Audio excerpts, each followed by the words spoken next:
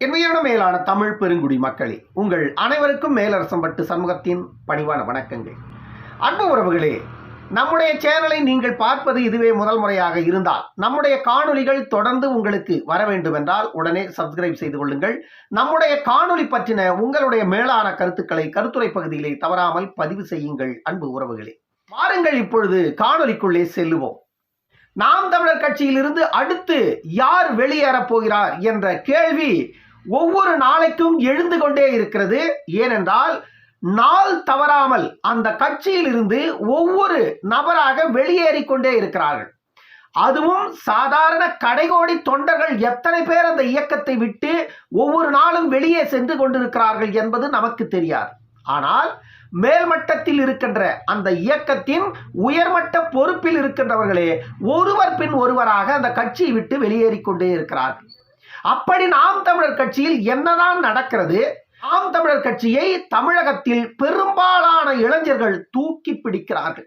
நாம் தமிழர் கட்சி தான் தமிழ்நாட்டின் எதிர்காலம் என்று பேசுகின்ற சில இளைஞர்களையும் நாம் பார்க்கிறோம். ஆனால் நாம் தமிழர் கட்சியில் என்னதான் நடக்கிறது? கட்சி துவங்கிய பொழுது, கட்சி துவங்குவதற்கு முன்பு, கட்சி துவங்கிய போது, கட்சி துவங்கி பல ஆண்டுகள் ஒரு விழுக்காடாக இருந்து 4ஆக மாற்றி 4லிருந்து 7ஆக மாற்றியவர்கள் எல்லாம் இப்பொழுது அந்த இயக்கத்தில் இல்லை. அனைவரும் அந்த இயக்கத்தை விட்டு வெளியேறிவிட்டார்கள். நாம் தமிழர் கட்சியில் சீமான் அப்படி என்னதான் செய்கிறார்கள்? பொறுப்பாளர்களையும் இயக்கத்தின் தொண்டர்களை என்று பார்த்தால், கட்சியில் இருந்த வரைக்கும் அனைத்தையும் வாய் திறக்காமல் மௌனிகளாக இருந்தவர்கள், அந்த கட்சியின் உயிர் நாடியாக விளங்கி கொண்டிருந்த பொறுப்பாளர்கள் அந்த கட்சியை விட்டு வெளியே வந்தவுடனே அவர்கள் சொல்லுகின்ற வார்த்தைகளில் நமக்கு கண்ணீர் வருகிறதோ இல்லையோ, அவர்களின் கண்களில் இருந்து கண்ணீர் வருகிறது. காரணம் என்னன்னா, நான் அந்த இயக்கத்தில் சேர்ந்தது சம்பாதிப்பதற்கு அல்ல. இலங்கையில் கண்முன்னே கொத்து கொத்தாக மடிந்த நம் உறவுகள், அந்த உறவுகளை காப்பாற்றுவதற்கு, அவர்களுக்காக குரல் எழுப்புவதற்கு யாருமே இல்லாத நேரத்தில் சீமான் பேசினார். அதை நம்பி நாங்கள் போய் சீமான் பின்னாடி நின்று விட்டோம். ஆனால் நாங்கள் செய்த மிகப்பெரிய தவறு அது மட்டும்தான் என்று புலம்புகிறார்கள். இப்பொழுது வெளியே வந்த பிறகு, கட்சியில் உள்ளே இருக்கும் பொழுது எத்தனை பிரச்சனைகளை இவர்கள் கண்கூடாக பார்த்து கொண்டு இவர்கள் இத்தனை ஆண்டுகள் பயணித்திருப்பார்கள். இதையெல்லாம் சகித்துக் கொள்ள முடியாமல் 4 ஆண்டுகள் ராஜீவ்காந்தி வெளியேறினார். 4 ஆண்டுகளுக்கு முன்பே கல்யாண சுந்தரம் வெளியேறினார். இவர்களை போன்று பல பொறுப்பாளர்கள், பல மேடை பேச்சாளர்கள் நாம் தமிழர் கட்சியின் மேடையில் தமிழ் தேசியத்தின் அடையாளமாக கர்ஜித்துக் கொண்டிருந்த பல இளம் தலைவர்கள் அந்த இயக்கத்தில் இருந்து வெளியேறினார்கள். அப்பொழுதெல்லாம் நாம் என்னதான் நடக்கிறது கட்சியில், ஏன் இவர்கள் கட்சியில் வளர்ந்த பிறகு இவர்கள் கட்சியை விட்டு வெளியேறுகிறார்கள் என்றெல்லாம் நாம் யோசித்ததுண்டு. ஆனால் அப்பொழுது சீமானவர்கள் இயக்கத்தை விட்டு வெளியேறியவர்கள் இயக்கத்திற்கு எதிராக செயல்பட்டார்கள், இயக்கத்திற்கு களங்கம் கற்பித்தார்கள், இந்த இயக்கமே இருக்கக்கூடாது என்று எண்ணினார்கள். முதலில் இந்த இயக்கத்தில் நான் இருக்கக்கூடாது என்று இவர்கள் எண்ணுகிறார்கள். அப்படி என்றால் இயக்கத்திற்கு எதிராக ஒரு சக்தி வளருகிறது என்றால் அதை வேறறுப்பதுதான் முதல் வேலை. அதைத்தான் நான் செய்கிறேன் என்று சீமானவர்கள் பகிரங்கமாக மீடியாக்கள் முன்பெல்லாம் பேசியதை நாம் பார்த்தோம். ஆனால் 3 மாதங்களுக்கு முன்பு அந்த இயக்கத்தை தொடங்கியவர்களில் ஒருவராக, அந்த இயக்கத்தின் ஒருங்கிணைப்பாளர்களில் ஒருவராக இருந்த வெற்றிக்குமரன் அவர்களை கட்சியில் இருந்து சீமானவர்கள் நீக்குகிறார். வெற்றிக்குமரன் அவர்கள் கட்சியிலிருந்து நீக்கப்பட்ட அந்த விஷயமே அவருக்கு ஒரு நாள் கழித்துதான் தெரிகிறது என்று வெற்றிக்குமரன் சொல்லுகிறார்.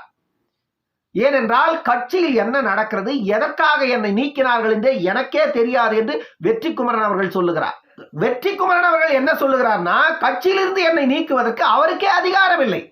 கட்சியினுடைய பொதுக்குழுவை கூட்டி பொதுக்குழுவில் விவாதம் செய்து அதன் பிறகுதான் என் மீது ஒழுங்கு நடவடிக்கை அவர் எடுத்திருக்க வேண்டும். ஆனால் தன்னிசையாக ஒரு சர்வாதிகாரியை போல இயக்கத்தை தொடங்கியவர்களில் நானும் ஒருவன், ஆனால் என்னை ஒரு சர்வாதிகாரி செய்வதை போல கட்சியை விட்டு நீக்குகிறார் அப்படின்னு வெற்றிக்குமரன் அவர்கள் ஒரு பேட்டியில பேசினார். இப்ப என்ன பிரச்சனை அப்படின்னா, அந்த கட்சியின் மிக முக்கிய பொறுப்பில் இருந்தவர், குறைந்தது 10 ஆண்டுகளாக அந்த கட்சியில் சீமானை உயிராக நேசித்தவர், அவர் அந்த பேட்டியை கொடுக்கும் பொழுது கதகதகதான் அவர் கண்ணுல தண்ணி வருது, அழுகிறார். அவரால் பேச முடியல. சீமான் மீது மிகப்பெரிய பற்றை வைத்துக் கொண்டிருக்கிறார், மிகப்பெரிய அன்பு செலுத்துகிறார் சீமான் மீது. ஆனால் அந்த இயக்கத்தில் நடக்கின்ற ஒவ்வொரு செயலையும் என்னால் ஏற்றுக்கொள்ள முடியவில்லை. இந்த இயக்கத்தில் இருக்கின்ற தொண்டர்கள் கொத்தனாறு வேலை செய்யறான், தினக்கூலியாகவும் அன்றாட வாழ்க்கை தேடி ஓடுகின்ற இளைஞர்கள் தான் அந்த கட்சியின் தொண்டர்களாக இருக்கிறார்கள். ஒரு நாளைக்கு ஒரு கூட்டத்திற்கு அவர்கள் வர வேண்டும் என்றால் கூட அன்றைய நாள் கூலியை அவர்கள் இழந்துதான் அந்த கூட்டத்திற்கு வந்து சேர்கிறார்கள். இப்படியான தொண்டர்களை நாம் சேர்த்து என்ன பயன் என்று கேள்வி கேட்கிறார். இந்த இயக்கத்தை நம்பி இருக்கின்ற அந்த தொண்டர்களின் எதிர்காலம் அத்தனையும் வீணாய் போய்விட்டது என்று கலங்குகிறார். இவர் தான் அந்த அம்மையப்பன். இவருடைய புகைப்படத்தை பாருங்கள் நீங்கள். இவர் பேசும் பொழுதே இவர் கண்ணில் இருந்து கதகதவென்று கண்ணீர் வருகிறது.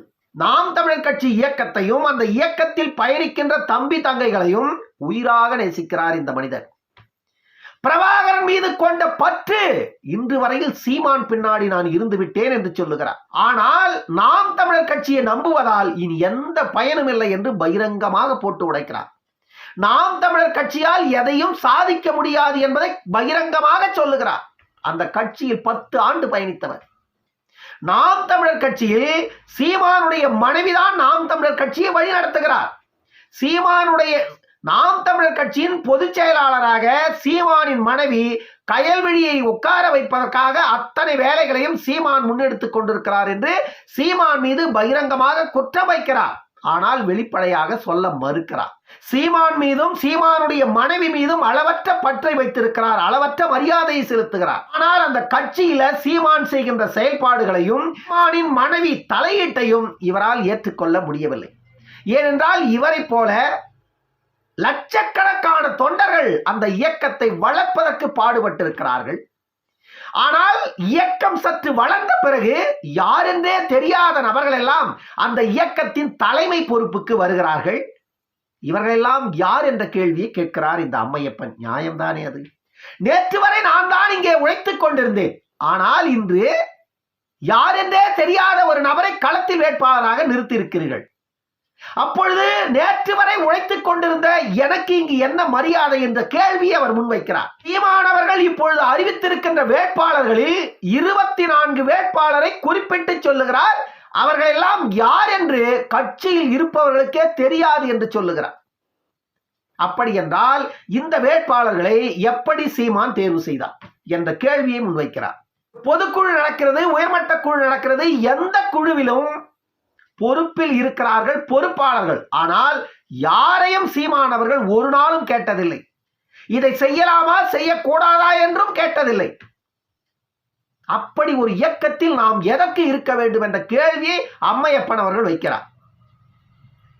இவரை கட்சியை விட்டு சீமான் நீக்கவில்லை. இவரே நாம் தமிழர் கட்சிக்கு நன்றி வணக்கம் என்று சொல்லிவிட்டு வெளியேறுகிறார்.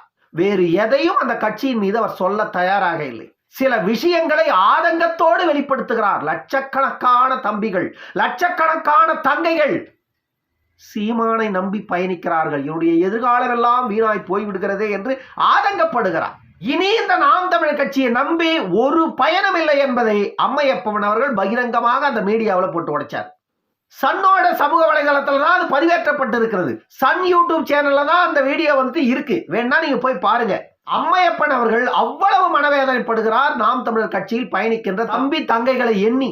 ஒருவருக்கும் மணித்துளி என்பது அவருடைய வாழ்க்கை. அது எத்தனையோ பேர் தங்களுடைய தொழிலை இழந்தவர்கள், சுய வாழ்க்கை இழந்தவர்கள், பல லட்சக்கணக்கான ரூபாய் தங்களுடைய சொந்த உழைப்பை முதலீடாக போட்டவர்கள் நாம் தமிழர் கட்சியில்.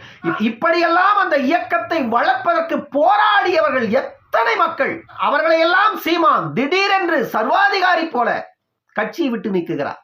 இதையெல்லாம் என்னால் ஏற்றுக்கொள்ள முடியவில்லை என்று அம்மையப்பன் அவர்கள் பகிரங்கமாக சொல்லுகிறார். காளியம்மாள் அவர்களுக்கே சீட்டு கிடைக்காது என்றுதான் நான் இருந்தேன். ஆனால் காளியம்மாள் அவர்களையே நிராகரித்தார்கள். ஆனால் கடைசி நேரத்தில் கட்சிக்குள்ளே நடந்த சில பிரச்சனைகளால காளியம்மாளுக்கு சீட்டு கொடுத்திருக்கிறார் சீமான் என்று அம்மையப்பன் அவர்கள் உண்மையை பகிரங்கமாக போட்டு உடைக்கிறார். வெகு விரைவில் கட்சியை விட்டு காளியம்மாளும் வெளியேறி விடுவார் என்று சொல்லுகிறார் அம்மையப்பன். அந்த அளவிற்கு ஒவ்வொருவருக்கும் அந்த இயக்கத்தில் சீமானுடைய செயல்பாட்டின் மீது எல்லளவு கூட நம்பிக்கை இல்லாமல் அந்த இயக்கத்தில் இளைஞர்கள் இப்பொழுது பயணித்துக் கொண்டிருக்கிறார்கள். அந்த இயக்கத்தின் தூண்களாக சில இளைய பொறுப்பாளர்கள் இருக்கிறார்கள், நாம் பார்க்கிறோம். அந்த பொறுப்பாளர்கள் எல்லாம் எப்பொழுது இயக்கத்தை விட்டு வெளியே வருவார்கள் என்று தெரியாது என்று சொல்லுகிறார் அம்மையப்பன். அதே போன்று சீமான் மீது இன்னொரு குற்றச்சாட்டையும் பகிரங்கமாக வைக்கிறார் அம்மையப்பன். நாம் தமிழர் கட்சி சாதி பார்த்துதான் நடக்கிறது, சாதியை முன்னிலைப்படுத்தி தான் நாம் தமிழர் கட்சியை இயங்குகிறது என்கிறார். வன்னியர்களுக்கு அந்த இயக்கத்தில் மரியாதை என்பதே இல்லை என்று சொல்லுகிறார். ஆதித்தமிழர்களை அந்த இயக்கத்தில் மதிப்பதே இல்லை என்று சொல்லுகிறார். தேவர்களுக்கு அந்த இயக்கத்தில் மதிப்பில்லை, கொங்கு வேளாளர்களுக்கு அந்த இயக்கத்தில் மதிப்பில்லை என்றால் அப்பொழுது யாருக்குத்தான் அந்த இயக்கத்தில் மதிப்பு என்றால் அதை சஸ்பென்ஸாக வைக்கிறார். இப்படி பல உண்மைகளை அம்மையப்பன் போட்டு உடைத்திருக்கிறார். வன்னியர் இளைஞர்கள் மட்டுமல்ல, தமிழ்நாட்டில் உள்ள ஒட்டுமொத்த இளைஞர்களும் சிந்தித்து பார்த்து செயல்படுங்கள் அன்பு உறவுகளே. தமிழகத்தில் உள்ள ஒட்டுமொத்த இளைஞர்களுக்கும் நான் சொல்லுகிறேன், நாம் தமிழர் கட்சியை நம்பி காகித கப்பலை நம்பி ஏறி மூழ்கி விடாதீர்கள் என்பதுதான் என்னுடைய தாழ்மையான வேண்டுகோள் இன்றைய இளைஞர்களுக்கு. காரணம் என்னன்னா, இதே போன்றுதான் 1949 தொடங்கப்பட்ட திமுக, 1967 ஆட்சியை பிடித்த திமுக, இளைஞர்களை ஏமாற்றி அதிகாரத்திற்கு வந்த அந்த இயக்கம்தான் இன்று தமிழ்நாட்டையே அழித்திருக்கிறது என்பதை மறந்து விடாதீர்கள். அப்படி அதை மறந்துவிட்டு இதில் விழுந்தால் காகித கப்பலில் ஏறி மீண்டும் இன்றைய இளைஞர்கள் மூழ்கிவிடக் கூடாது என்பதுதான் நம்முடைய தாழ்மையான வேண்டுகோள். ஆனால் இன்னும் அந்த இயக்கத்தை விட்டு பல பேர் வெளியேறிடுவாங்க. ஏன்னா அந்த இயக்கத்தில் 3 ஆண்டுகளுக்கு முன்பு இருந்த இயக்கம் இப்பொழுது இல்லை. சீமானை வேறொருவர் இயக்குகிறார், அவர் மூலமாகத்தான் கட்சி இயங்குகிறது, கட்சி செயல்படுகிறது என்று பகிரங்கமாக நாம் தமிழர் கட்சி மீது பல குற்றச்சாட்டுகளை வைத்துவிட்டு அம்மையப்பன் நாம் தமிழர் கட்சிக்கு நன்றி வணக்கம் என்று கூறிவிட்டு அந்த கட்சியில் இருந்து வெளியேறி இருக்கிறார் அம்மையப்பன் அவர்கள். வெளியேறினாலும் கூட சீமான் அவர்களை ஒரு வார்த்தை கூட கண்ணிய குறைவில்லாமல் பேசுகிறார். அவர் மீது அவ்வளவு அன்பை செலுத்துகிறார், மதிப்பு மரியாதை வைத்துக் கொண்டிருக்கிறார். ஏனென்றால் அந்த இயக்கத்தையும் இயக்கத்தில் உள்ள தொண்டர்களையும் அவர் ஏற்றுக்கொண்ட தலைவனையும் அவ்வளவு நேசித்திருக்கிறார் அந்த மனிதர். ஆனால் அந்த இயக்கத்தில் நடக்கின்ற செயல்பாடுகள் எனக்கு அளவு கூட பிடிக்கவில்லை. எனக்கு சுயமரியாதை இல்லாத இடத்தில் நான் இருப்பது பயனில்லை என்று சொல்லிவிட்டு அவர் வெளியேறி இருக்கிறார் இயக்கத்தை விட்டு. இன்னொன்றையும் அவர் பகிரங்கமாக சொல்லுகிறார் அந்த பேட்டியில. தமிழ்நாட்டில் 1-4 ஆனது, 4-7 ஆனது.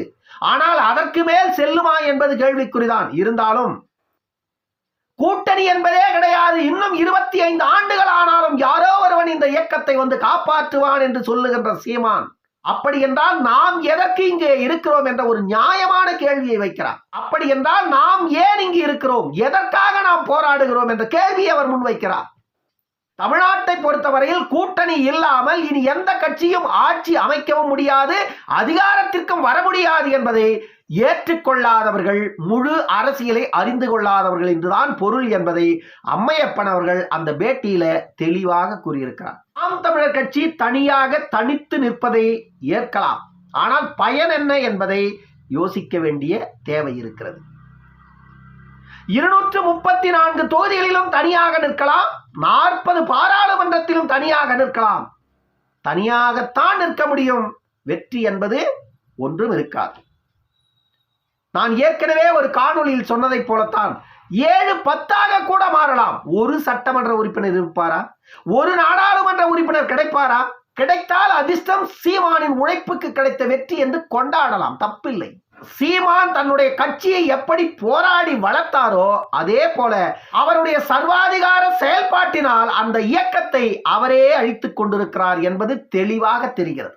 நாம் தமிழர் கட்சி கரையேறுமா அல்லது கரைந்து போகுமா என்பது 2024, 2026 தேர்தலுக்குள்ளாக ஓரளவிற்கு தெரிந்துவிடும்.